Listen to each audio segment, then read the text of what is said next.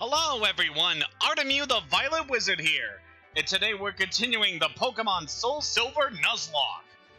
Last time, we cleared up everything we could with Team Rocket in Mahogany Town, and managed to win our 6th badge by beating Bryce, the gym leader at Mahogany Town. And it was a pretty easy and not very noteworthy fight. But don't worry, we'll probably get some more exciting battles to come. So for this session, we're pretty much all set to take on our 7th gym, which is going to be back in Olivine City. However, before we do that, I want to take care of a few preparations before we go and do that. So today's going to be a bit more of a low-key stream, as we're just getting prepared for the next couple of fights. And it's also a good opportunity to explore some areas that we've had access to for a while, and we now have access to due to beating the Mahogany Gym. Just very quickly wanted to note that we are going to be first investigating this area, Mount Mortar. We're not able to clear up everything in this cave until quite a while, but as we get started in investigating this area, do want to note that you will want to have a Pokemon with Strength in your party, which is why I brought along Squeaks to help us out here, as the rest of the team does not have that kind of move. Alright, but it's enough dilly-dallying, let us get right in. Mount Mortar. This is a pretty easy place to go through. You can actually use this area to be how you get to Mahogany Town without needing to use Surf. There are just a few encounters and even a few trainers in here, but nothing you really need to worry about. Nothing in here is really too strong, so shouldn't have to worry about any trouble here. You'll definitely want to have your item finder out when investigating this area, though, because there's a lot of items we can find here, so definitely want to look around as much as we can for some of these goodies. Yeah, this is definitely going to be pretty useful to me to try to clear up as much of these areas as I can, since this randomizer run has randomized the locations of every item in the overworld. So there's a good chance we could run into something very cool while we're in here. Speaking of... Oh, that is real good! So first encounter in here is a Riolu. Or Riolu. Definitely a nice first encounter here. Just gonna go ahead and throw a quick ball, see what we can do. God, this would be really good backup for us that I could definitely consider training. So Riolu is a baby fighting type Pokemon that will eventually become a fighting steel type. And honestly, one of the best attackers in the game. Just very good attack and power to it. It's just super fast. It learns a lot of great attacks. It's just something I definitely want. What are we gonna do here? We could have Sahara put it to sleep, or we could have Sparkles paralyze it. Just a little anxious about what we can do here, because this thing is pretty weak compared to the rest of our team. Yeah, let's go to Sparkles. As long as this thing doesn't have, like, Volt Absorb or something, we should be good. It does have Endure, so it can take a attack, potentially, but I don't want to risk it.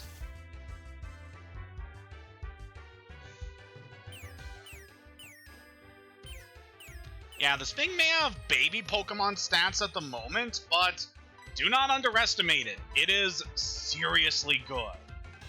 I could go for the Dusk Ball, since those are much more useful in caves. I don't know, we could try going for an attack here. It's like, Bite's only gonna be about 30 strength against this thing. But it is a baby. Yeah, this Pokemon is too good for me to really risk it right now, so I'm not gonna be doing that. On. There we go. Got herself a little baby Jackal.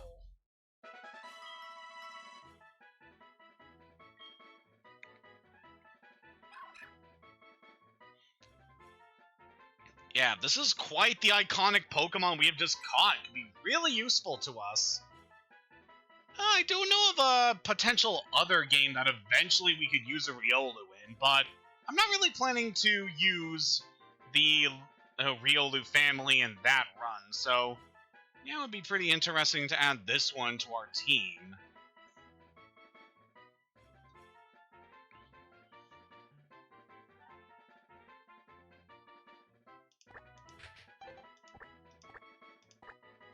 I'm kind of thinking Chrom would be a good name for you. Since you're blue, you're both steadfast warriors. I think it's very fitting. Alright, so we got our catch in here, and a darn good one, too. Oh, that'd be so good to use. But we already have a fighting type. He's currently in the box right now, but don't worry about him. Ooh, Baltoy. That would have also been pretty good. These things are ground psychic type and just excellent tanks. But not enough to take that. Yeah, that's why I was concerned about trying to weaken that Riolu, because even Fake Out from Dottie is enough to knock out a lot of Pokemon at this point. Which, I was kind of thinking about this a bit earlier, since we have a Dottie in our party here. Don't really want to go into too much into spoilers for the Teal Mask, a DLC for Pokemon Scarlet and Violet, but I do think it's kind of interesting how they're able to convey a little bit of character or development by having a character using a shift tree in his team. Just felt like that's a pretty interesting thing, considering this a Pokemon is categorized as the Wicked Pokemon. You know, with it being a Dark type and all, based on a Tengu. Yeah, that's just an interesting little observation I've made regarding this one. Cubone. Not too worried about you. I was thinking it would be a good idea to try to use Thief on these things to try and take a Thick Club for later, but that's really not going to be needed because I've also randomized the held items that Pokemon will have. So, it's really no good way that we're going to get a Thick Club, which is an item that's really good if you happen to catch a Cubone, especially in a Nuzlocke run. Yeah, I'm pretty sure that item gives a 50% boost to its attack stat, which just makes it so much more viable. Yeah, that would definitely be pretty useful. But hey, we already got a pretty solid team right now, and I really don't know what else we're going to be catching throughout this run, but I will say that picking this particular game to start off our Nuzlocking streams with, definitely pretty interesting. Ooh, a Deep Sea Scale. That is the item used to evolve a Clamperl into Gorbis. It's quite interesting, but not something we're going to be using anytime soon, because we don't have a Clamperl. I mean, it would be neat, because, like, I don't know what it is, but, like, never see any content creator on, like, any stream or on YouTube ever try to use the Clamperl line. I mean, its evolutions are good Pokemon, I just never see people use them. Which, yeah, it's kind of an awkward means of trying to evolve them and all that. And by the time you're able to encounter these things, how dare you? By the time you're able to finally encounter Clamperl, you probably already have a good Water-type Pokemon in your party. Or considering another Water-type for your team, so yeah, just kind of awkward.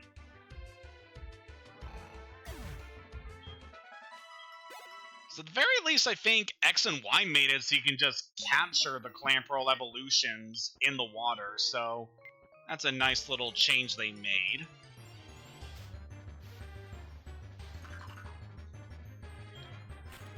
Certainly make some Nuzlocke runs a bit interesting to get to use some of the lesser seen Pokemon, you know? It's always been one of my favorite qualities of this challenge, is getting to use Pokemon that you normally wouldn't be able to get, or ones you wouldn't normally choose for your team, all because of the random process of being able to encounter Pokemon. Because you're never guaranteed to run into the good ones, and you're never guaranteed to quite get the ones you're looking for. And sometimes you can really be blessed with some good luck. I definitely know I've had a lot of good opportunities in my Nuzlocke runs where I've happened to acquire a Pokemon that is either very rare for that area, or just one I've never really used in any of my playthroughs, and it just managed to really shine when I did use it in my team. God, there's been so many examples of that. Like, the entire reason that Flygon is now one of my favorite Pokemon is because of the Nuzlocke challenge, back when I used it in Emerald in order to replace one of my fallen team members, and it was just amazing. It was such a great team member, and it totally just strengthened the image of Flygon in my mind to make it one of my favorites. And it's been like that for a lot of Pokemon too. Just don't really feel the need to discuss a lot of that at the moment. Hey, Hugh! What? No, Hugh's not here. He's not until the next generation. Super Nerd Marcus. Like I said, there are a few trainers in here, but nothing you really need to worry about. Bury that two-headed freak in rocks. Oh, come on. What, were you expecting me to run away? I am way stronger than you, buddy. I am not running from this. Come on, rain the rocks down. I definitely like the fact that I have a Pokemon with nature power in this run. It's the kind of move you don't really see a whole lot of people use, but it can be pretty nice, especially in the right circumstances such as this. I came to explore Mount Mortar, but I got separated from my partner. Did you run into a trainer who uses Seadra? That Seadra's really good at using Waterfall. That's a hint for a certain NPC we'll be encountering a bit later in our journey through Mount Mortar. And by a bit later, I mean a lot later, because we cannot currently access the deepest depths of this area until we have the HM Waterfall. And we're not getting that for a little bit, just a couple more sections of the game before we're finally able to do that. I'll say it definitely shows a lot just how much you're able to find by going back to these areas after acquiring certain HMs. Like, we could not explore a lot of the Dark Cave or Union Cave until we got some more HMs later on the journey. And pretty much every time you get to explore more of an area, you're usually guaranteed to find at least something new that will definitely be of use to you. Like a good opportunity to encounter some new Pokemon or get new items. There's always something that you're able to find that is good when exploring the dungeons in the Johto region, so that's why I definitely encourage people to try and explore as much of the games as you can. I know a way some people try to play these games just to blast through it as fast as you can, and like using only one Pokemon that is strong enough to plow through everything in the adventure, but I find that kind of dull. So the way I play, I always think about trying to strengthen up my team, just have the most balanced party I can that'll be able to handle all the different things that we're able to go across, you know? And try to get as much of the adventure as I can by just doing as much as I can am able to do at the current time I'm playing. So as you can see here, we're not going to be able to venture further into this section of Mount Mortar until we get the Rock Climb HM. So yeah, we're already starting to see a lot more of this here, where we have a lot of areas that are inaccessible until much later in the game. And sadly, it's going to be quite a while before we're even able to get Rock Climb. Like, if you thought the wait for Waterfall is crazy, you have not seen anything. We are clearly not going to be able to access a lot of stuff here until after we have managed to pretty much clear most of the game. And yes, that is including the second half for anyone familiar with the Generation 2 experience.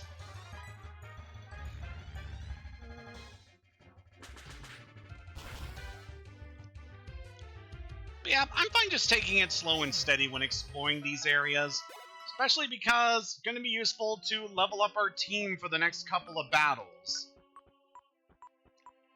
We definitely got a lot of fights ahead that are going to be quite interesting, not just with the next gym leader, but the next chunk of the plot that we're going to have to go through.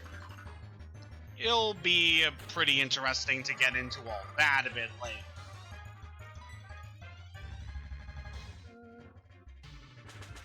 But yeah, anyone familiar with the Generation 2 games, you know what I'm talking about. It's going to be a lot of tough battles ahead, but not quite in the way you would expect because this is a randomizer run, and trainers obviously have different teams than what we can expect to see in the main game. Alright, don't really plan on training up Squeaks for the time being, so let's just focus on our main party here. Definitely for Pokemon I want to try to raise up a bit more. Sahara's gonna need some extra attention very soon because you are so close to getting an evolution. Just need to train you up a bit more. What's up here? What can we find? So here we got a nugget. That's some good money. What I'm really interested in is seeing if we can find some more evolution items. Those would be really good for us to have with strengthening some of our future catches, as well as some things we currently already have. As we do have a Pokemon that needs the Shiny Stone to be able to evolve, and potentially not going to see that until the second half of the game, depending on whether we're able to actually find one randomized in the Johto region. Alright, looks like that's everything we can get on this floor for the time being. I'm not losing this time! Got ourselves another foe here. It's a Pokemaniac! Harrison! That name takes me back. For those that don't know, I had a Pokemon Emerald Nuzlocke comic that's definitely one of my proudest projects I've ever worked on in my life. It's a very good run, and especially with the starter I had in that run, which was a Mudkip who I named Harrison, and he was just the best boy, just so freaking good, able to handle so many battles throughout the challenge. Which is fitting, as I've stated before in my Emerald streams, that the Mudkip family is statistically the best Pokemon for dealing with that game. Yeah, it was just a very good time, and I really grew attached to Harrison so much. Such a good Mudkip, and eventual Swampert.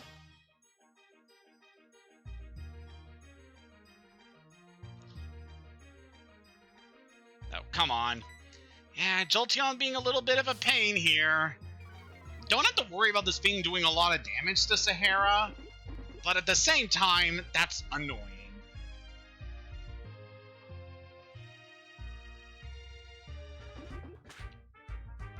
But that ability Jolteon got, Download, is pretty neat. For those that don't know, Download is an ability that causes the user to...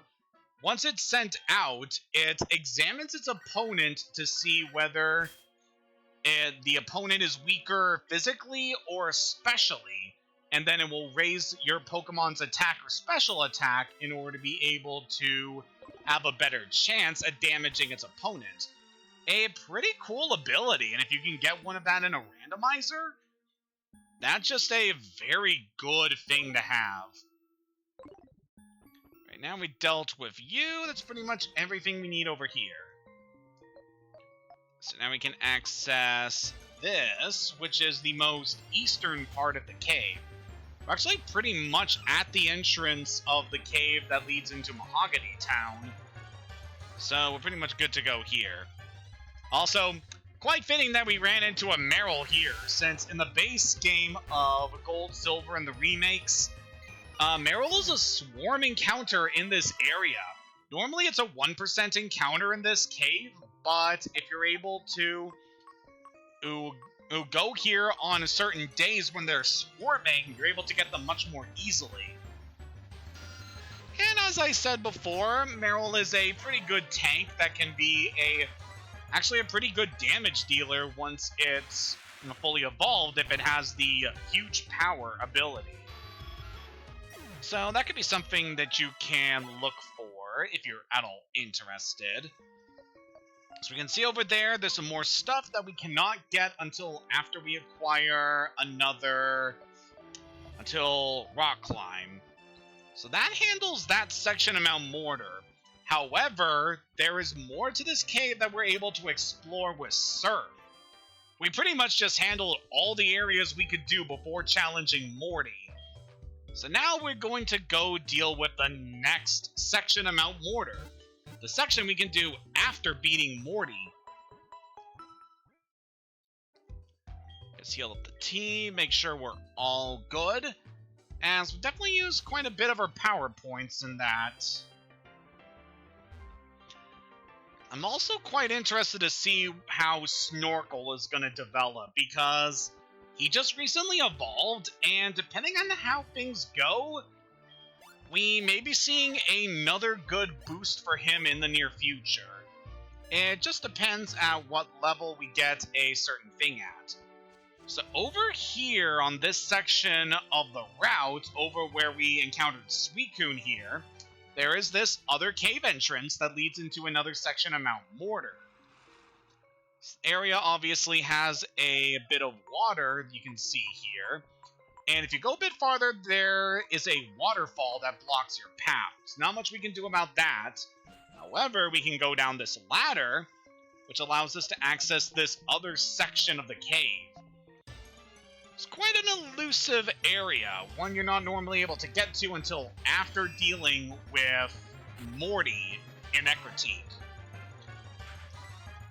And there's definitely some nice stuff that we can find down here, so let's clear this area out. Alright, already about 20 minutes into this stream. Is there anything else I really want to talk about besides just discussing the game and the challenge here?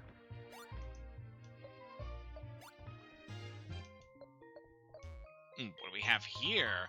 Amulet coin! Ooh, that's a good item. So that is a held item that makes it so if the Pokemon holding it is used in battle, then that will allow that Pokemon to... Basically, it helps increase the amount of prize money you win in battles. We don't have to worry about any trainers at the moment, so I'm not going to put that on anyone right now, but do note that that is a really good item. I forget where you find the amulet coin in the base game, but that's still a really good find at this point. So good.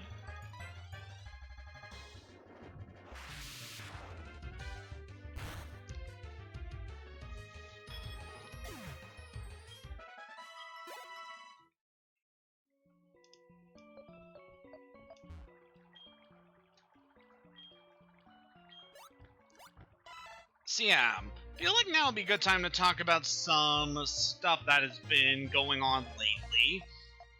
So I would have streamed earlier in this week, but I was busy with a few things between work as well as getting to visit some of my relatives, as it was Canadian Thanksgiving this week. And it was just nice to get to see some of my folks again. It's getting a nice opportunity to hang out and just eat. And yep, it's very good. It's very nice to see everyone again. Alright, I was a little anxious about Snorkel after you leveled up there, but no, it's not happening yet. I will swap around and give Sun some action. It's been a while since we've really used our starter in a serious... Nope, it's happening again, don't worry. Just don't mind me glitching out on top of my seahorse. We'll just get everything back to normal.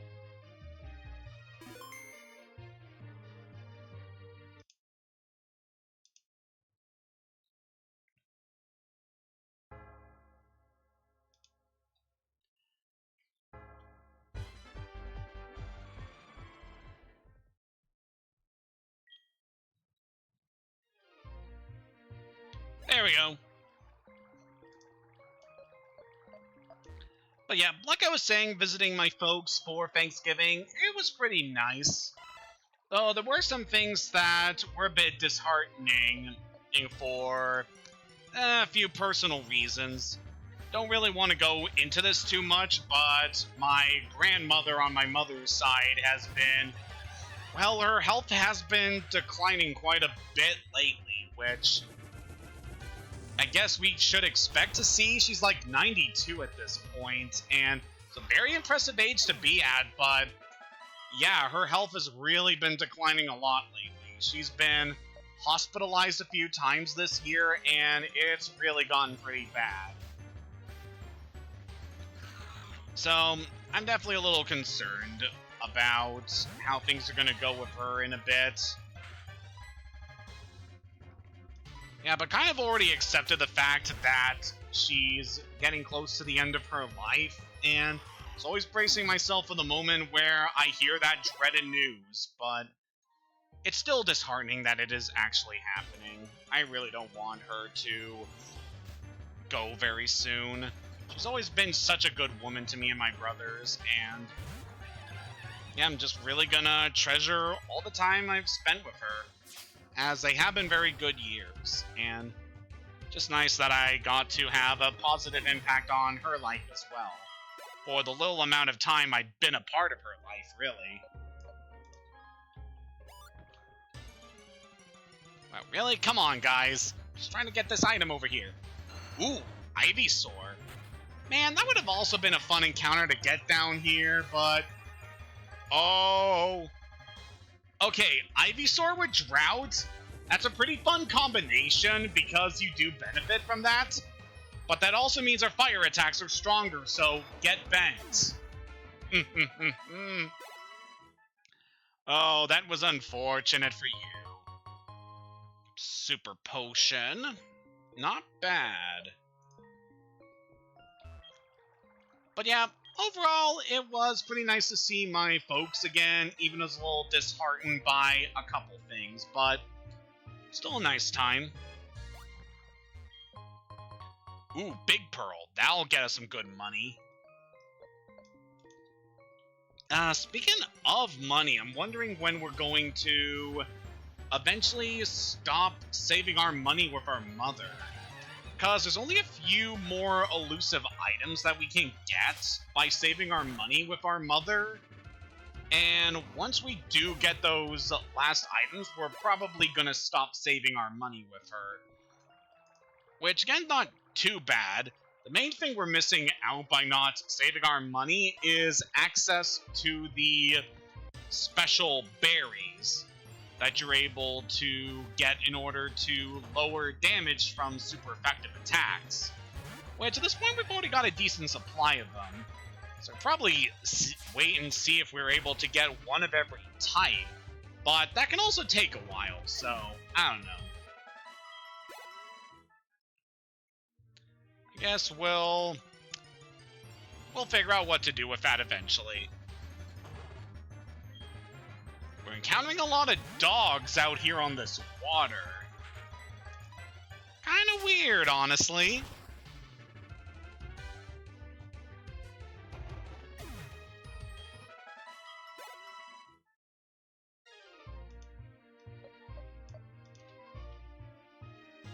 So we can see up here, there's another strength rock on this path here. However, by approaching the rock from this side, we're actually not able to push our way further. It's just blocking the path here, so there's not much we can do on this side.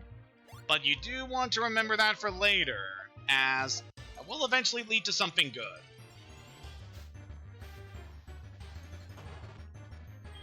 Man, so many Houndour around here.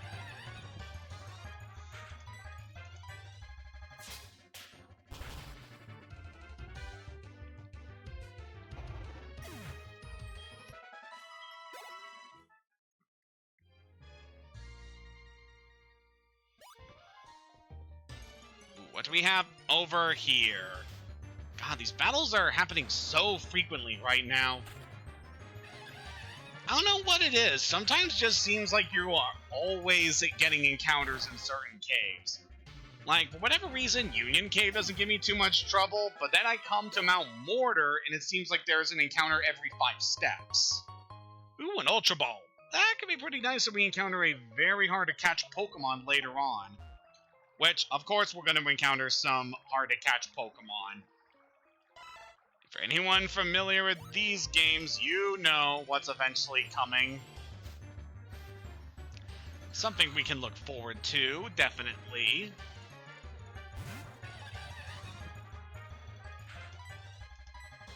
Yeah, just Mach Punch the little guy.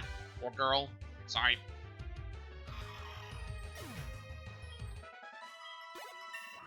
Alright, level up on Sun. That's very nice. Just need 3 more levels to get you a ball. I'm invisible. Just give me a second.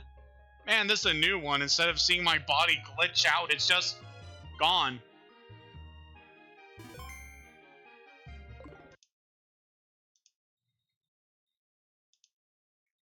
For whatever reason, it's this floor of Mount Mortar that is giving us so much trouble with the emulator.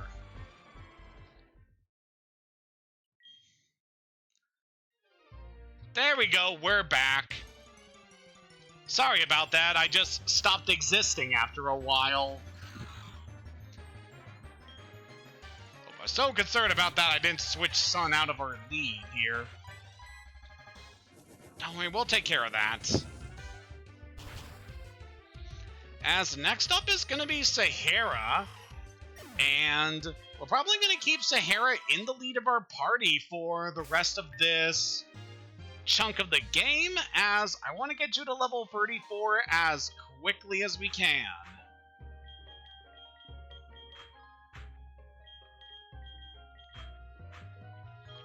So yeah, but your current level definitely put you in the lead.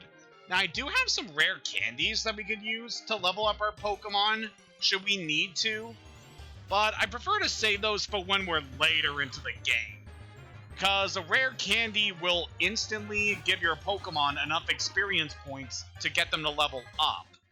So the most cost-effective way to use your rare candies is to save them until later in the game when your Pokemon require more experience points to level up.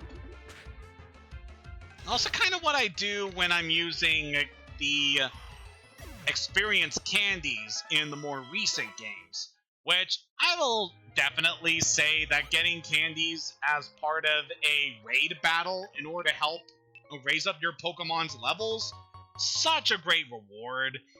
Just such a great mechanic of having like these potentially weaker or even better versions of the rare candy item that you can use to just quickly train up a Pokemon in order to get their levels up. God, it's just so good. It's going to be interesting when I eventually get around to streaming these Switch-era games. It's going to be a while, but I think it will be a fun time. Especially with how I typically run the Generation 8 and 9 games, where I tend to use a much larger party than I tend to in most Pokemon games I play.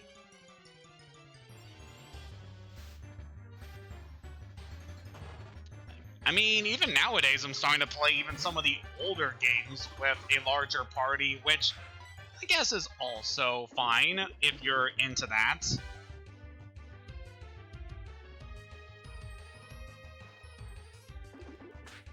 Ah, man, my eye is itchy right now.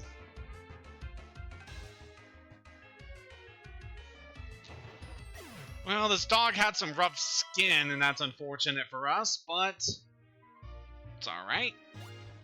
And over here, we can find Mystic Water. It's like, that is the item that raises the power of Water-type moves. We don't really need to equip that on anyone right now, since we already had a Mystic Water. But still nice to find one of these. And with that, I believe that's everything we needed to do here in Mount Mortar for the time being. So I guess we are ready to head out.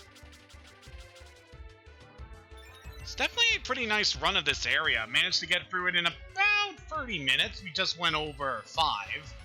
But hey, would have been a lot easier through this area if we didn't run into so many technical issues in here. But it's okay.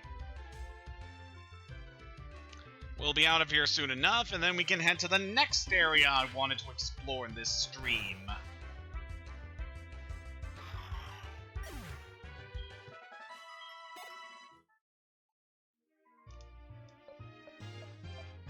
At this point, we've already gotten everything we need here, so might as well have Sahara dig us out. So let's get through these next couple of battles, and we should be good. Come to think of it, do I want to flee? Because we could still gain some good experience for Sahara in here. Though, I guess the experience gains aren't really all that good. So we're still encountering some pretty low-tier Pokemon right now. That's alright, we'll dig out of here once we're done this battle. Snowing being a little bit of a pain. I'm already well acquainted with the evasion hacks that this Pokemon line is capable of. I mean, from what I remember, we had a pretty good time of dealing with Candace's Frostlass in our streams back in the day. That was just such a good playthrough of Platinum. Really proud of how that series turned out. Yeah, we're just gonna dig out of here. It's what I really like about having a Pokemon on your team with Dig. You don't need to waste a lot of money on escape ropes, because you can just have your Pokemon escape for you. Definitely very handy. Alright, so next thing I want to do is head over to Olivine City. No, we're not challenging the gym yet, but there is something I want to do in that area. As there is a certain section of the game that we have not been able to access until we have beaten Morty. I mean, not Morty, Price. I got a package from our mother, got some walking berries. I believe those lower electric damage. Alright, and let's sell some of the loot we managed to find. So we got 3 nuggets. Definitely beneficial to explore as much as you can, clearly. And we got a big pearl. Then we also got a deep sea scale, which is an evolution item, and an amulet coin, which we're definitely gonna hold on to. That can be a really good item for us in the long run. But we're not going to be encountering too many trainers going forward, so I'm still not going to add that to anyone. At this point, I think we're still going to need... actually, I don't think we're going to need Squeaks for this next area, so I guess you can sit out. Alright, Chrom is quiet with Cloud9. That boosts... well, that nature boosts the power of your special attacks, which could be nice. Cloud9 eliminates weather, which isn't really going to be a factor once you're evolved, most likely. You're a decent teammate. I'm trying to remember what I wanted to with this area we're going to. Just hang on a second.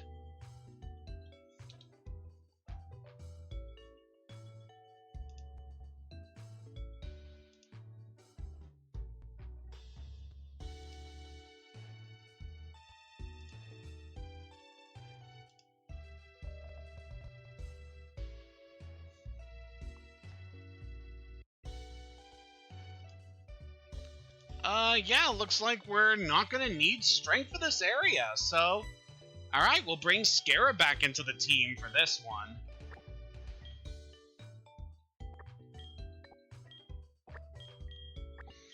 Nice to have a big ol' Scarab Beetle back with us. And while we're in the PC, might as well show off that I ground up some more athlete points, got a Water Stone at the Pokeflon Dome, and I've evolved Hypernova. That ability is sadly not as good as what you had before, which was Dry Skin, but you're still a very solid Pokemon. You'd be really good backup should something happen.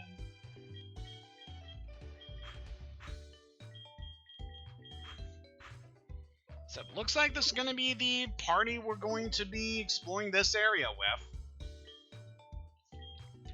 Yeah, I am definitely very pleased with how our team has turned out so far. It's got a very solid roster of really good Pokemon here. And especially because some of them are going to be evolving very soon, so we're going to get some nice upgrades to their stats in a bit. Yeah, I am definitely very pleased with the team we managed to build so far. It's going to be interesting to see just how far we're able to take some of these team members, considering that some of the battles ahead are going to be pretty rough. Yep, we're going to be wanting to head over to Olivine City for our next objective. Let me grab a couple of things along the way. It's always nice to grab a couple more apricorns, because I've been coming back into the game every now and then to see if we can get some more Pokeballs from Kurt, and we definitely built up a good supply of our specialty balls. So I'm definitely very pleased with that. We are definitely gonna ensure that we have a nice surplus of Pokeballs for the remainder of this run. It also means we never have to worry about buying regular Pokeballs again. We have a surplus of money. Why don't we splurge a little on some Moo Moo Milk while we're in the area? We can buy a dozen of these at a pretty good cost. Yeah, we've gotten so much money at this point, let's just go ahead and buy some. It's also good we acquire these items at this point, because look at our Pokemon's HP values. Some of us have already crossed the 100 HP threshold. So, good to have a supply of these 100 HP restoring items. Very good.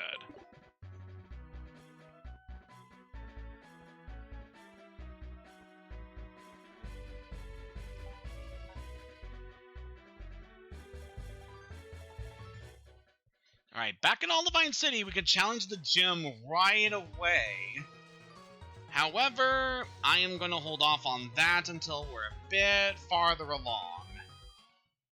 I don't think we need to heal our team right now, but let's do it anyway, just to be safe.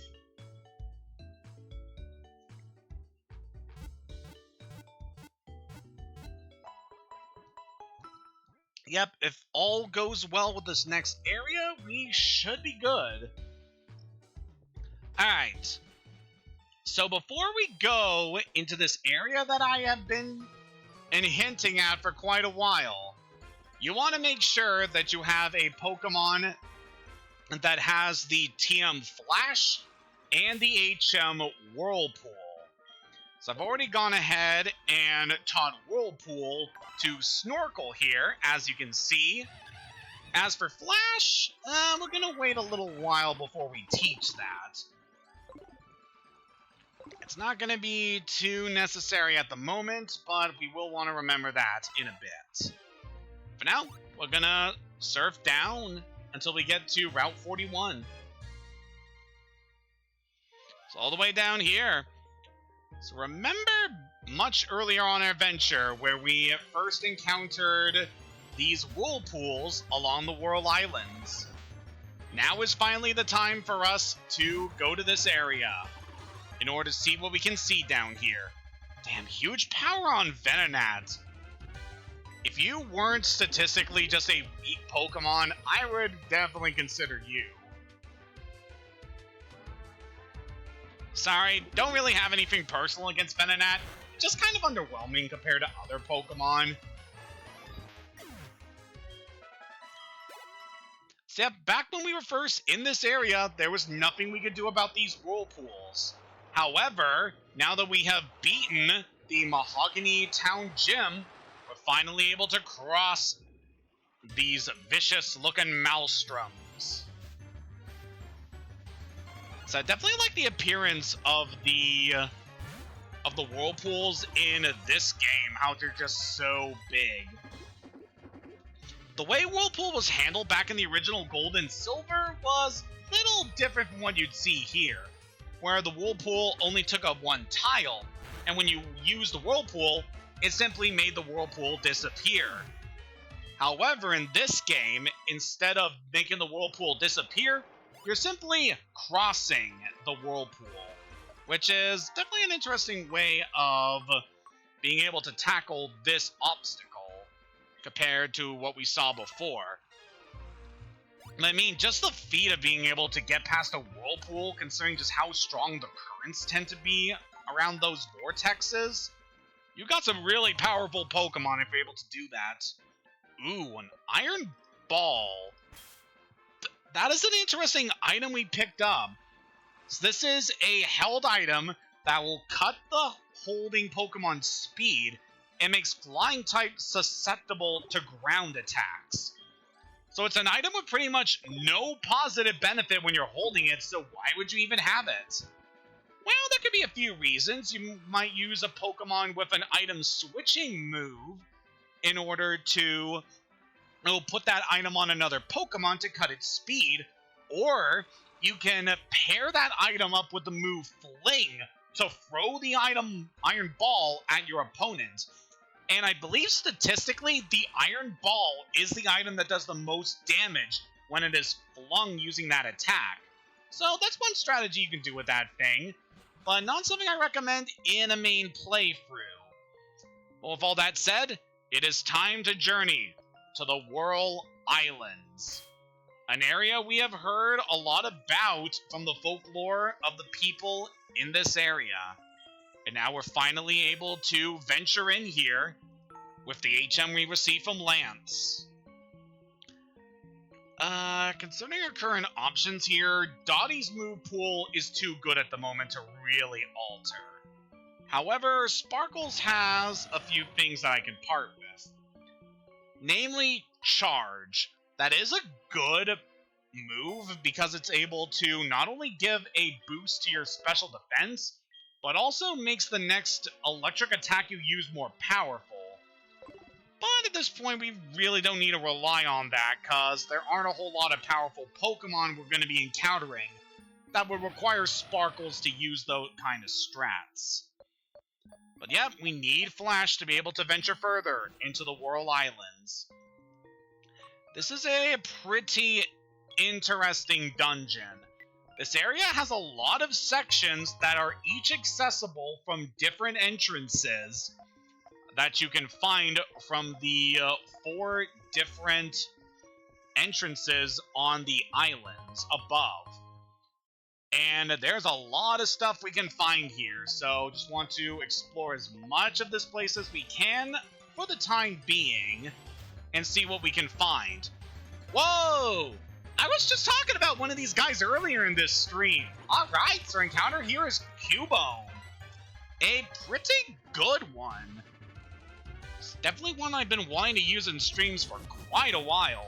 I think the last time I've even used this Pokemon line was back during my really early Insurgent streams I was doing. But yeah, that definitely goes quite a ways back with the history of this channel. Duskball should be able to handle you at this point. We can get you in here. There we go. Cubone's always been a personal favorite Pokemon of mine. Just has a really cool design with it wearing the skull of its deceased mother and using bones as weapons. As well as the fact that it just has some really cool lore. As I said, it wears the skull of its deceased mother. That definitely says a lot about this guy. Now, what are we going to name you?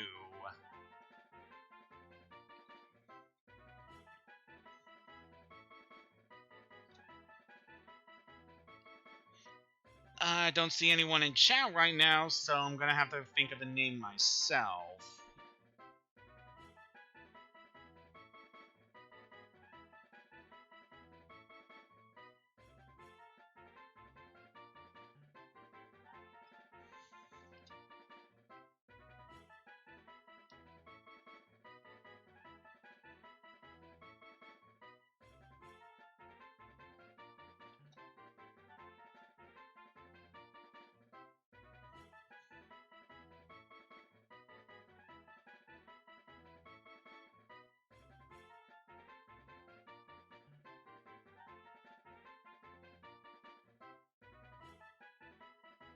Alright, this is gonna be kind of a weird name. Let's call you Vertebro, after the vertebrae bones in the spine. I know, it's kind of a weird name, but it's not a whole lot of bone-based names that really sound too good, you know? Whatever, I'm just happy we got a Cubone. That's a pretty cool Pokemon. Although, now that means we have to go hunting for... Clefairy! That would have been such a good encounter here! And something we could have actually used a Moon Ball with. Actually, don't think I have a Moon Ball. Oh, we have a few! Damn it! Whatever, it's fine. It's still a really good Pokemon we could have used, too. But yeah, now that we have Cubone, that means... it'd be pretty difficult to try and find a fit club. And I'm not sure which Pokemon are able to hold these with the way the randomizer is. So, yeah. Not sure if we're going to be able to do that.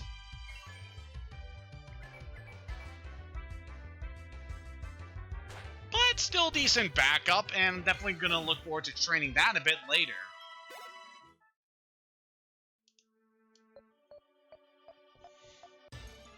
But yeah, the Clefairy we could have encountered here, that'd be such a good encounter. Ooh, Pidgeotto, that'll give us some good experience here. Oh, it has Simple. I believe Simple means that any form of status change done on that Pokemon gets doubled, which could be quite good. Like, if you were to use Leer against that thing, it would make its defense drop 2 stages instead of making it only drop... instead of only dropping once. So, it could definitely be quite useful. Yeah, there is a lot we can find around here, so we're going to be trying to explore as much of the Whirl Islands as we can. As well as train up Sahara. Ooh, Teddy Ursa! That would have been such a good encounter, too. Pretty much all the Pokemon we have seen down here have been good encounters. Teddy Ursa, I know, would be really good. It just evolves into a really powerful physical attacker. And if anyone is familiar with the newer games, you know what this thing eventually can turn into.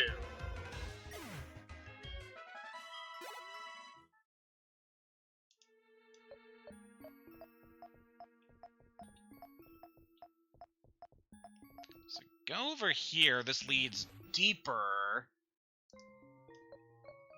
Ooh, this is definitely a good spot to run into because we got 2 items we can find here on this floor. And look, there's an old guy blocking a path here. Might want to investigate that. Well, that depends on if we're able to... Wow, a Burmy with Blaze. You don't even learn fire attacks. That ability is useless on you.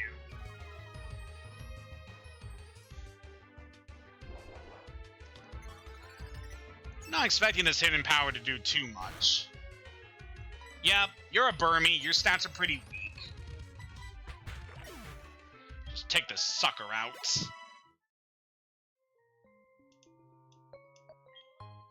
And a Max Ether. Definitely good.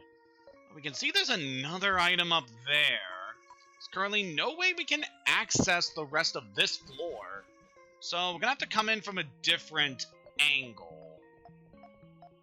Alright, that's it for this section of the caves. Let's look a bit further down here.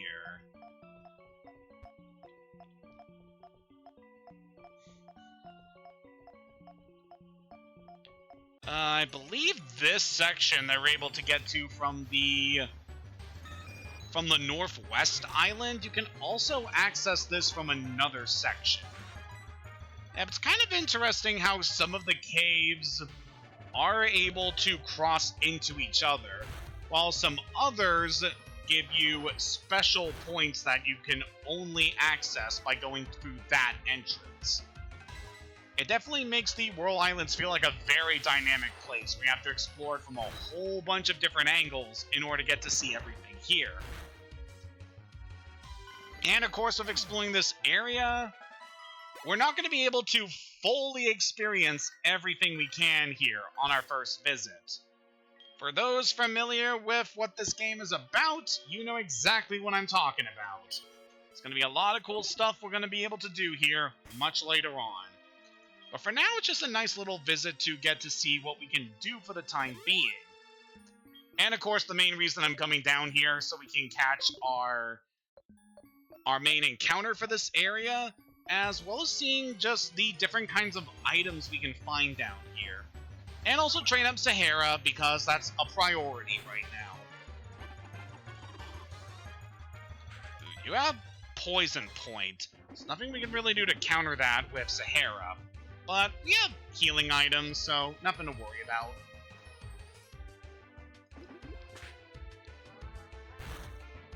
Yeah, the encounters down here have actually been pretty good.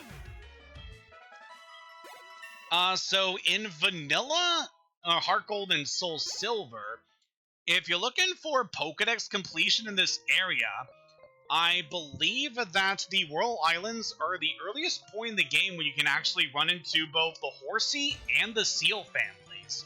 So if you want to add one of those Pokemon to your team, or simply catch them for Pokédex, that's where you can find them.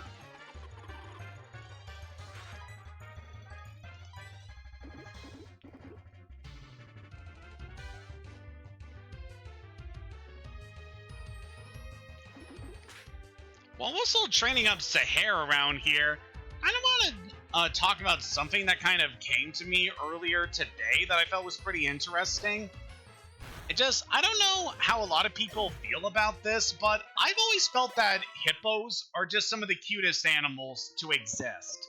Like, I get it. They are some of the most aggressive, ferocious, and just bloodthirsty animals on the planet. Just big lumps of fat and muscle with those big gaping mouths and those really gnarly looking teeth. Definitely not an animal you want to run to in a dark alley. But I don't know, just something about them has always seemed very cute to me. To like look at them at the right angle and, you know, if they're not trying to viciously maul you. Yeah, it's another reason why I really like using Hippopotas. It just kind of fulfills that kind of little thoughts I've always had about feeling like these animals are really cute. So what I like about a lot of Pokemon, they just give them very cute designs that you know, for animals that aren't necessarily seen as cute to a lot of people. And also using this particular Pokemon also reminds me of a certain thing that I don't know if a lot of people know about. But back in the day, up here in Canada, there are these PSAs that would run on TV that I would see all the time. And one of the PSAs was teaching people about not believing everything you see on TV and trying to make sure you get all the information about something. I'm invisible again, hang on. Get back to this topic in a little bit. Oh, I just flipped back into existence for a second. Where am I? Am I in purgatory? Is this hell?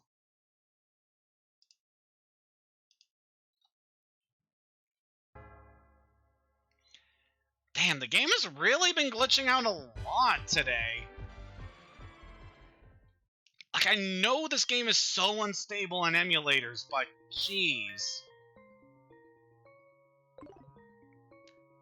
Alright, like I was saying, there are these PSAs about teaching kids not to believe everything you see on television and to reach out in order to get all the facts about things that seem unbelievable.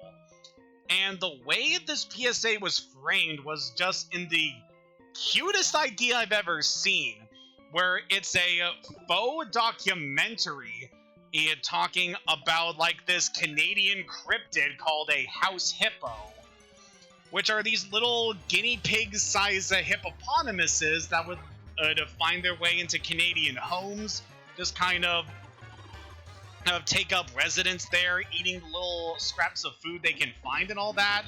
And just the framing and direction of the commercial is so freaking great, and just one of the many reasons that I find hippopotamuses so adorable. It's just a very iconic commercial that's always stuck with me, even for all these years. And of course, it's definitely had a significant impact on me, considering I feel this strongly regarding these very mean animals.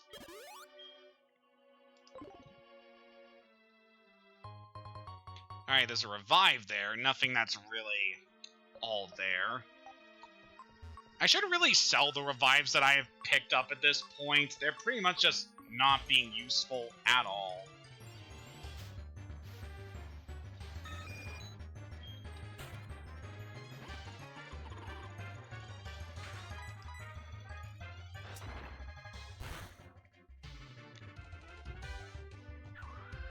Oh, come on, don't whirlwind me. You give good experience compared to everything else here. Welp. So I believe if we go up this ladder, that might take us to another island.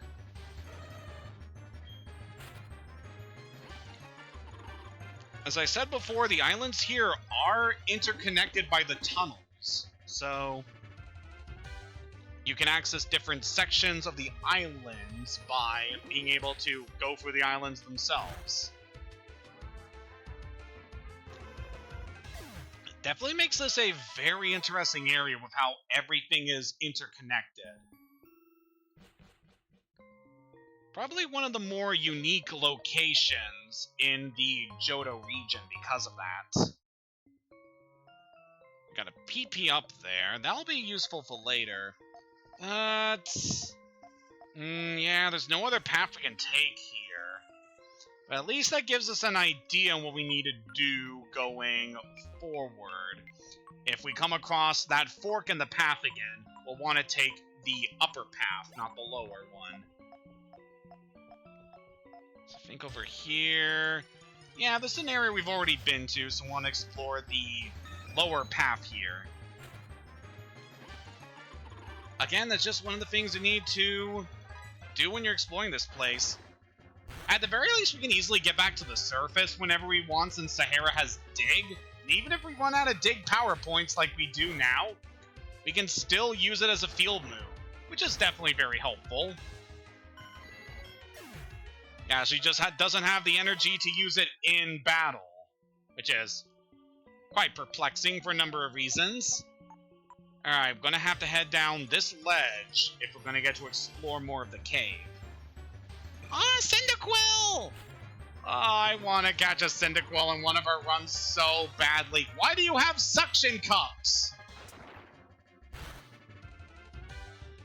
Maybe one day I'll manage to use a Cyndaquil during one of my streams, but it's not going to happen for a long time.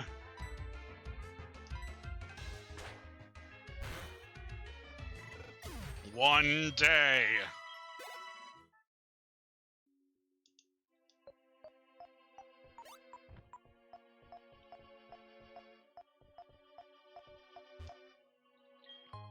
So got a nugget over here. Then what else we got? So that's the ladder that led down, and this one. All right, that leads to the entrance of, I believe,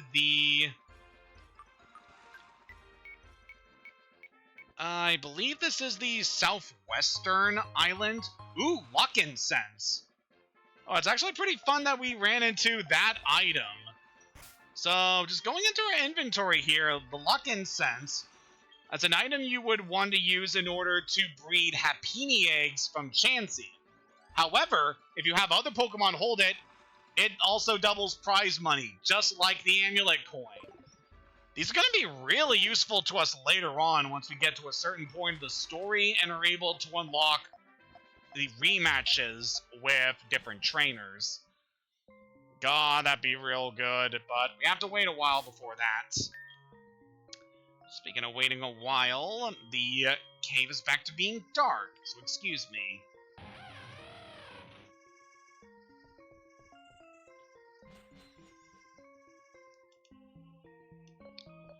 Let's see what's over here, as we haven't fully explored this. Okay, we're running into one of those other pathways, where we have a strength rock that cannot open up a path by approaching it from that angle, so we have to explore it from a different way. Alright, so at the very least we know we don't need to go through one of the islands here, because we've already managed to get to that entrance.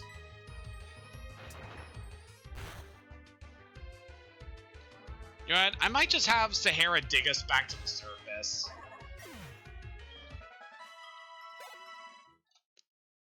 Actually, we're just right at the ladder, so we'll just write it up. Also, you're poisoned. Let's try to prevent that. We're gonna have to buy more full heals later. It's always good to have a nice stock of medicine. And if you're able to get full heals at this point, it's definitely a good investment, since they cure any status ailment. So over here, if we can go a bit farther... Oh, hi, Ghastly. That's a Pokemon I've also wanted to use a lot in my streams. So such a good Pokemon, just haven't had a good opportunity to fit one on a team.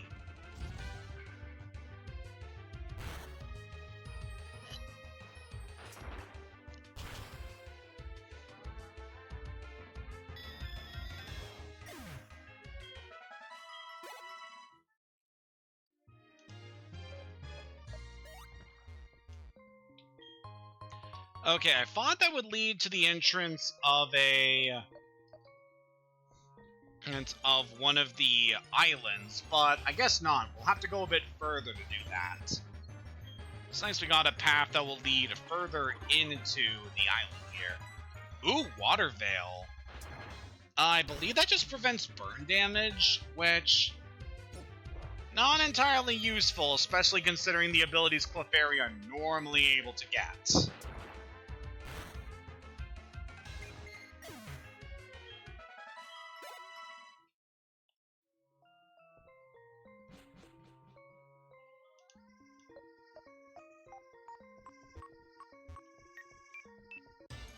Looks like there's some hidden things around here.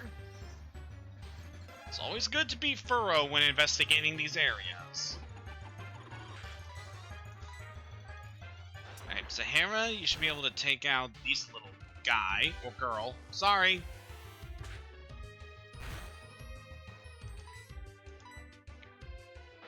Man, we're already almost out of power points on Sahara's moves. Really shows how much we've been focusing on training you, doesn't it? Alright, still got plenty of power points left. Alright, just a couple more battles to go, and we'll be all set. So over here we got full restore. Oh, that's so good. Just having a nice way to fully heal both our HP and our status if we're ever in a tricky spot, that's always good. So while we're just exploring the rest of this area, I thought it would be nice to talk about a few things that have been going on. So it's been kind of a weird thing I wanted to do lately, but very recently I've gone back to playing Animal Crossing City Folk, which is the Animal Crossing game that was released on the Nintendo Wii way back in the day, which kind of weird to say that regarding Nintendo Wii games at this point, but hey, that's just how age goes. And yeah, it's been pretty interesting getting to revisit that game, because given what I have played of New Leaf and New Horizons, I definitely appreciate all the new things that have been added to those games just to make the whole experience a lot better, you know? Now, City Folk's not necessarily a bad game, but definitely one of the weaker ones in the series. But just in the back of my mind, I've always thought to myself that I need to eventually just try to 100% this game, since it was the first Animal Crossing game I ever played. Well, not necessarily 100% it, but at least do enough things that I could be satisfied with my progression through it. which I've definitely done a good deal of that way back in the day. So I started a completely new town on my Nintendo Wii with that game, and it's been a nice going through the last few months. So yeah, I've actually started the town in about mid-September and managed to get a good amount of work done with all the stuff I needed to do. Obviously, there were a few things that I missed out on doing that I could have done in that time that would have been a bit better, but, you know, just so much you can do, you know. And I did a good job of knocking out all the stuff I needed to do in September, and I've currently been doing really good at knocking out all the objectives I need to do in October. Like, for the stuff I still need to do in this month, besides needing to get some more artwork for the museum, as well as trying to pay off my debts, I've managed to get pretty much all of the time-sensitive bugs and fish I needed to in this season. Like, the only thing that are really important that are time-sensitive at the moment is some stuff that is, well, there's only a little bit of things I need to do, but done a really good job of knocking out a lot of our objectives for this time. So obviously I'm going to be a lot busier with this game when we get into some of the later seasons, but I'm quite satisfied with the amount of progress we're making so far. Alright, Sahara's got very little power points at this point, so we're gonna quickly head over to Cianwood and heal up. And then we'll be heading back into the islands. So we've already managed to explore everything we could do in 3 of the islands. But there is still one more we can do. What you can expect, that is the island that's gonna lead the deepest into the Whirl Islands. So that'll be very useful to us. Oh, we're like one battle away from getting this. Come on, can we do this? Well, Sahara's not going to be able to finish this fight. With your current power points, you're not going to be able to do this on your own. Yeah, it just... I don't know, we could get a critical hit, and that would be nice. Come on. Oh, never mind, you actually took out that Venonat just fine. Woo! Alright, Sahara, you're level 34. You know what that means. It's time to evolve! And become the big, vicious hippo you are meant to be! Oh my god, it's shiny Hippowdon! No, female Hippowdon are just naturally black for whatever reason.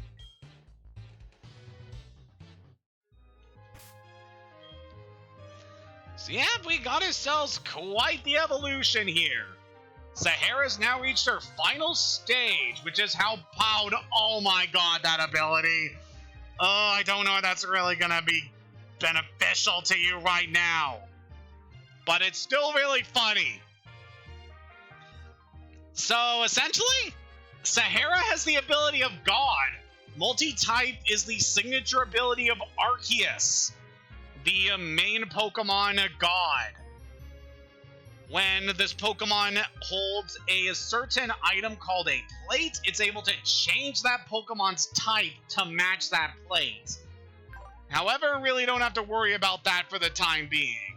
But look at those stats! This is a really beefy Pokemon.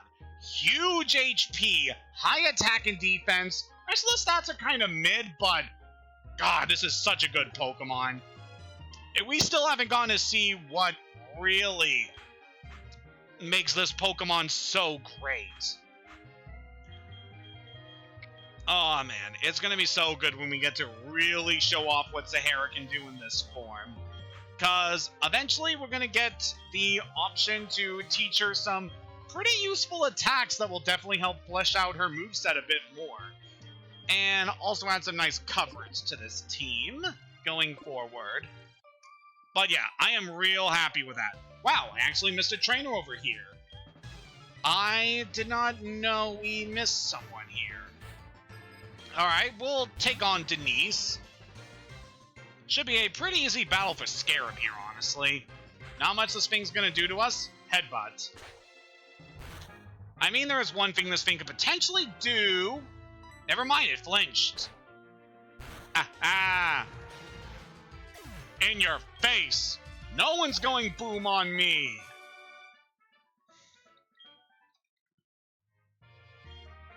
A sunburn's the worst for skin, but I don't use sunblock. I won't pollute the water. So you're gonna risk getting cancer just because you don't want to pollute the water. Yeah, okay, yeah, okay, yeah, okay.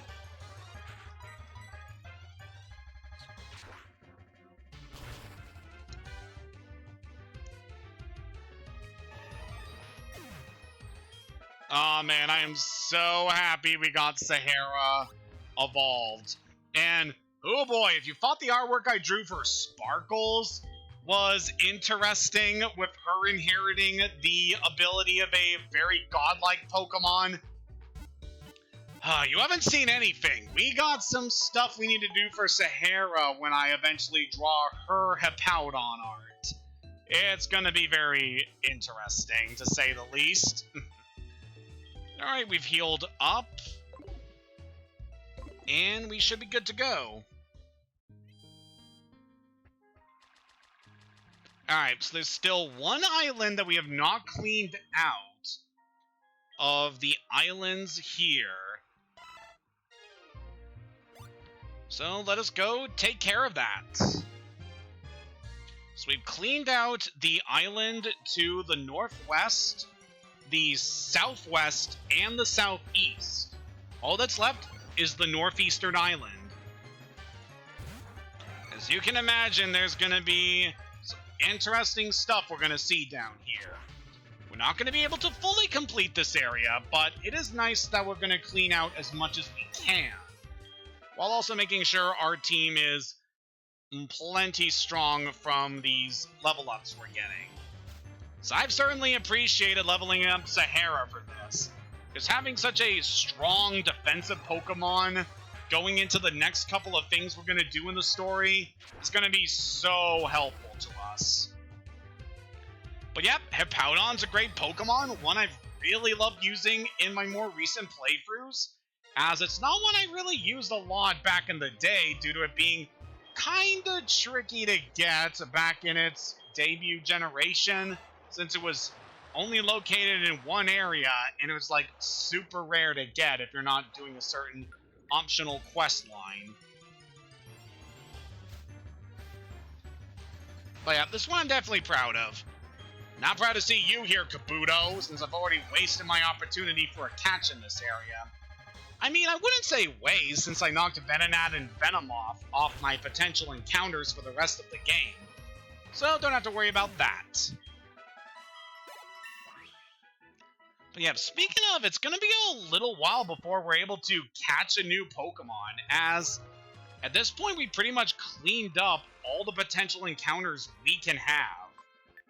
It's going to be a little while before we can see like the last couple of things that we're able to catch in the Johto region, but we've done a pretty sizable job of cleaning things out, which I'm always happy by. Now, what's some other stuff we can talk about while we finishing up the Whirl Islands for the time being? So in terms of other stuff, kind of talking about the artwork I was going to do for Sahara later on, it kind of reminded me about this.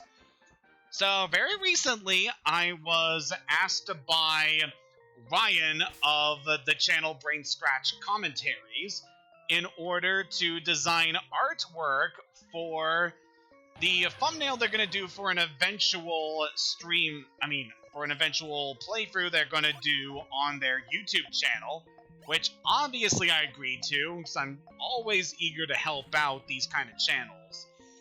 And it was definitely pretty nice. I don't really know if I'm allowed to talk about this at the moment, but it's not like he's gonna, like, see this stream and whatever. But yeah, I was asked to design the thumbnail for their eventual Omori commentary, which I'm definitely excited for. My knowledge of that particular game is very sparse, and from what I have seen, it's definitely a very cool and interesting game, but also not one for the faint of heart, for a few reasons. So that's why I'm excited to really see the commentary and get to see as much of the game as I can, because that should be a good time. And was also nice working on the thumbnail, as it was definitely a nice opportunity for me to experiment with my art style, as what I wanted to do was try to have my thumbnail try to match the art's direction of the game as much as possible, and I think I did a really good job of it. It was just a very fun project I got to work on recently, and I'm very happy with the result, and I'm looking forward to that eventual commentary. It should be very fun.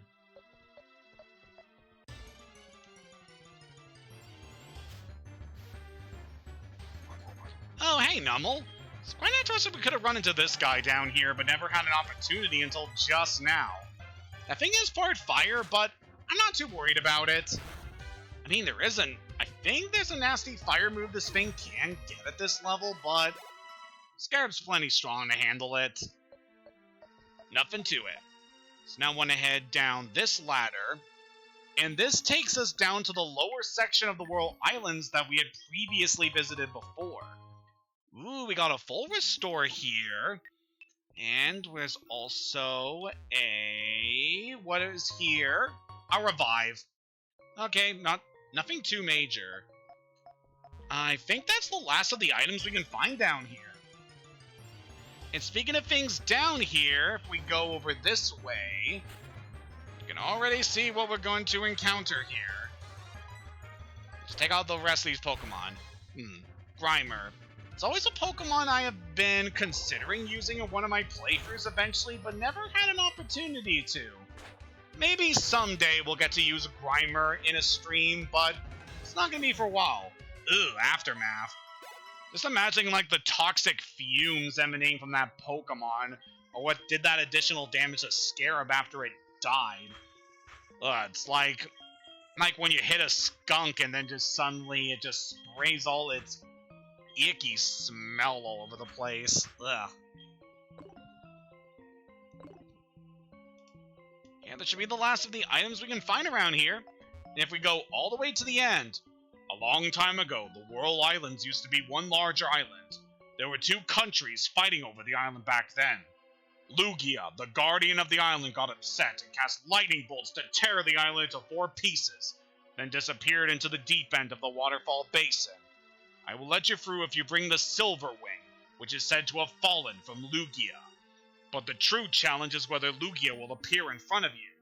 What Lugia has longed for is the invisible trust between people and Pokemon, or the person who can restore such a relationship. So yep, we get a bit more lore about this area by talking to that guy. And that is the last thing we can do here on the World Islands, for the time being. Done a really good job clearing this area out, I must say. It's quite good. And now we know for certain which of these islands we need to go through in order to eventually get to the bottom of this area later on, which is always helpful. But yeah, that is going to do it for adventures in this leg of our journey for the time being. We pretty much explored every last section of the Johto region we can see at this point.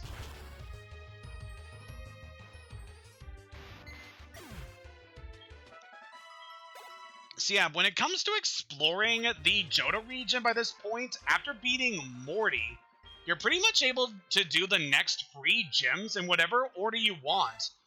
I could potentially recommend going to... Now, what am I saying? The one I always recommend doing is Chuck, because he is the lowest level of the gym leaders you can do here. Also, beating him gives you Fly, which is one of the most useful HMs you can get in the entire adventure. So obviously you want to do him first. But after that, Price a good one to go for it next. as defeating him will get you Whirlpool, allowing you to access the Whirl Islands and get some other useful stuff for you. So yeah, it's quite interesting to see all the kind of things you're able to explore by going for the Johto region in a certain order, and how you're able to approach certain tasks to see just how much of the region you can do. It's definitely been quite an exhausting process getting to show off like everything we can do in the Johto region, while also still upholding to our Nuzlocke run rule set. But I've had a pretty fun time of it. Just been fun exploring the Johto region for all of these different stream sessions, getting to see all the new potential encounters we're able to make, seeing our party grow stronger. I mean, just look at us.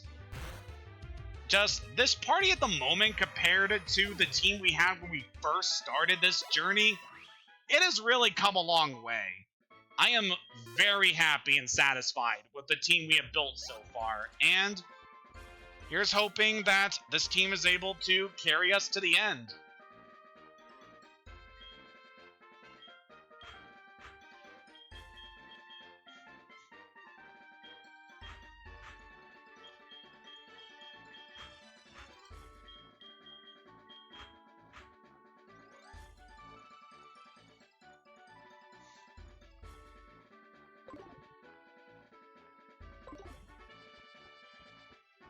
But with that said, we have fully explored everything we can do in the Johto region as of this point. There's only one thing left for us to do, and that's to challenge, statistically, the strongest gym leader at this point. I mean, one could argue that Price is a bit stronger, since he does have almost a fully evolved team compared to what we can see here in Olivine, but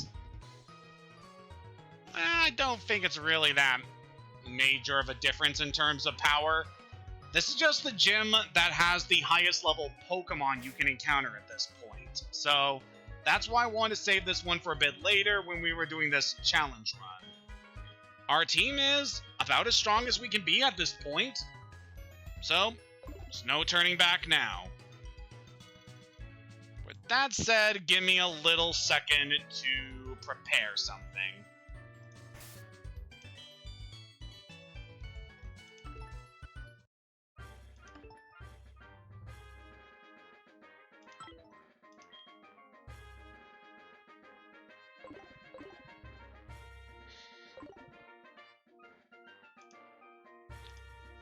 Alright, we should be all good now. Alright, so let us end this section of our Johto journey, but taking on Jasmine. Jasmine uses Steel-type Pokemon, or so they say. She's trying to hide her tenderness behind her steely coolness. Well, we definitely saw her steely facade fade when we were tending to Amphi. If we go forward here, I knew you'd come here. Thank you for helping the gym leader, but battle is a separate matter. Go for it.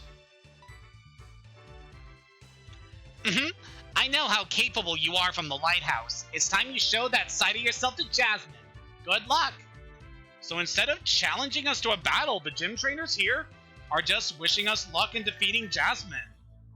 That's quite nice, getting to see just how our efforts in helping Jasmine and the Ampharos at the lighthouse have really touched the hearts of the people in Olivine.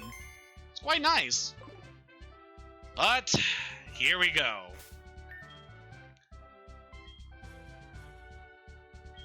Before we go into this, are there any held items I want to give to the rest of the team?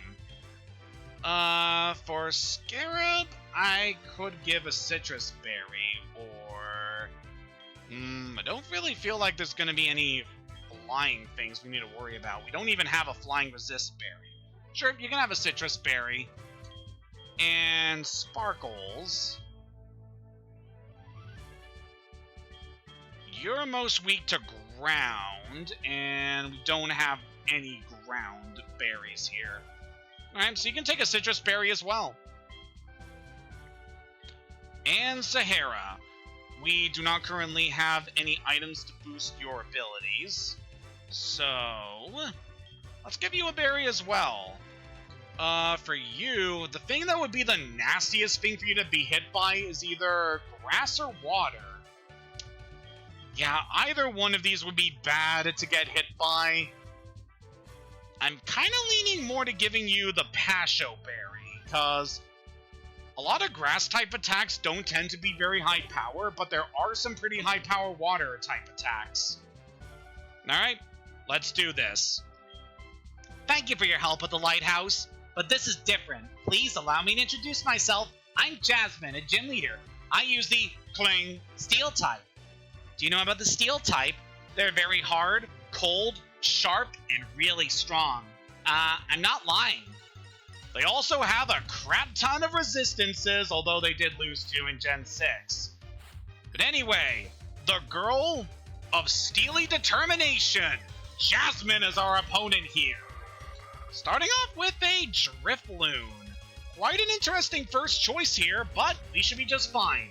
Let's go for the payback. That should be an easy KO here, considering our current power. Yep, able to handle that one pretty well. Alright, what do we got next? Next up is Staravia. Okay. Well, obviously the best move here would be to go to Sparkles. Let's hope this maneuver pays off. So don't know for certain what Jasmine's gonna have in the rest of her team. The first 2 Pokemon she used are pretty low power, all things considered, as they were originally Magnemites in her vanilla team. But her ace, oh boy, this could be nasty. Staravia goes down, got a bit of damage from the rough skin, but nothing too bad. Good. Alright, what's our final opponent here? Lopunny. Your Steelix got randomized to Lopunny.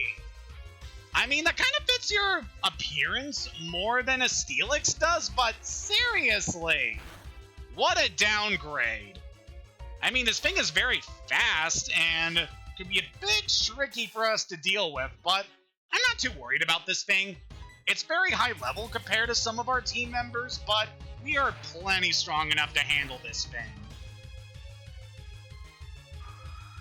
Alright, it's using Agility to try to boost its speed up after we slowed it down with Thunder Wave.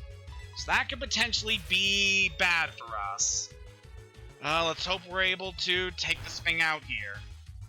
If worst comes to worst, we should be able to switch to Scarab, and then he can handle the rest of this fight. Just a little worried here, because Jump Kick is a very high-powered move. Alright, we're able to heal up some of the damage there. Steel will hang on to the very last. Come on, you almost got this, Sparkles.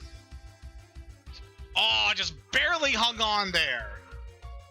It's using Agility again, but it's still paralyzed, so we could finish this here. Just going for another Hyper Potion. Yep, Jasmine is no joke. She can be pretty brutal if you're not prepared for her.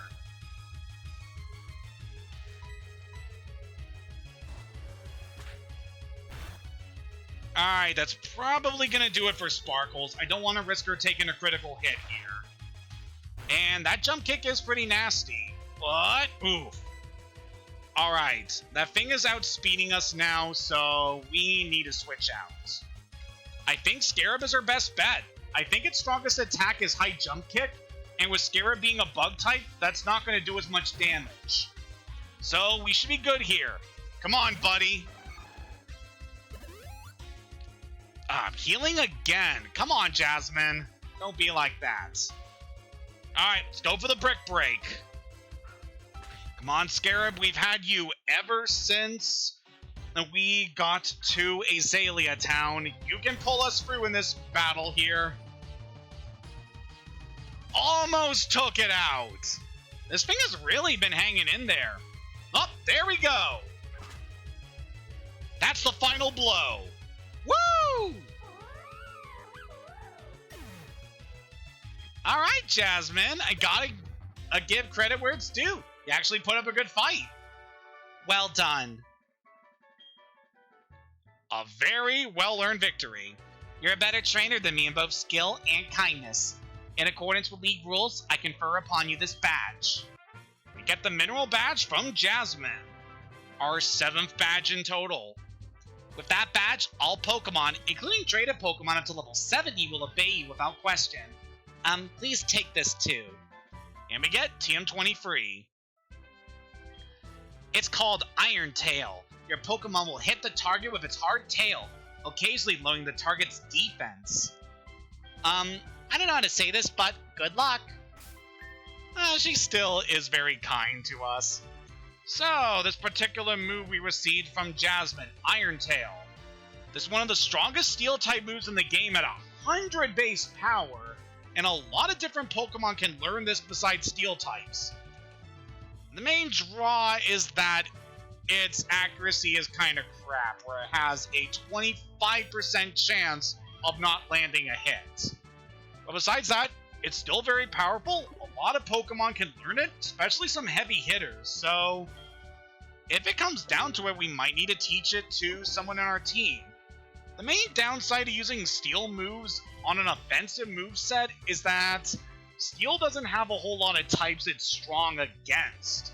It resists a lot of attacks, but really the only thing that Steel's able to damage that's worth a damn is Rock and Ice. So, not a whole lot of options for it offensively. This gets changed in newer generations where it can actually hit Fairy types really well, but in this generation, not so much. That was awesome! Steel type, huh? That was one heated battle you had. Yeah, it was. Honestly, she put up a really good fight compared to some of the other battles we were in. Alright, guess time to head to the Pokemon Center and relax. Oh, Professor Elm's calling. July, how are things going? I call because something weird's happening with a radio broadcast. They were talking about Team Rocket. July, do you know anything about it? Maybe Team Rocket's returned. No, that just can't be true. Sorry to bug you. Take care. That's weird. My, Pokegear case has also changed appearance. Wonder what that's about. Let's see what the professor's talking about. Testing, 1, 2, 3. We're the amazing Team Rocket. It's been 3 years, but we rebuilt the team and restructured. We're proud to announce that we're back. Giovanni, can you hear this? We finally did it. Where could the boss be, I wonder? I wonder if he heard this announcement. Well, that's not good. So Team Rocket are broadcasting on the radio waves. That means the radio tower in Goldenrod is in danger. We gotta do something about that. But our team's kind of exhausted, so I think we're gonna hold off on getting to see what that's all about until the next session. We've gotten a lot done in this stream, and I am quite satisfied with our efforts here. Managed to explore as much as we can of the last 2 areas we hadn't gotten to explore yet in the Johto region. And we had a pretty thrilling battle against Jasmine. So that's a good point to stop things here. Guess the last thing I want to do is check on our last Pokemon we caught. Alright, Vertebro has Trace. That is pretty good. Yep, copying the abilities of the opponent. Your nature, though, is not very good. Lower defense in exchange for special attack? Not exactly good. Yeah, I'm still gonna train you and Crom up to see if I can get you evolved, but yeah, that's not really the best. Alright, kind of a dour note to end this stream on, but yep, that's where we're ending things here. So, thank you for watching this stream. Next time, we're going to be heading to Goldenrod City to see what we can do about Team Rocket. Until next time, have a good day, and take care.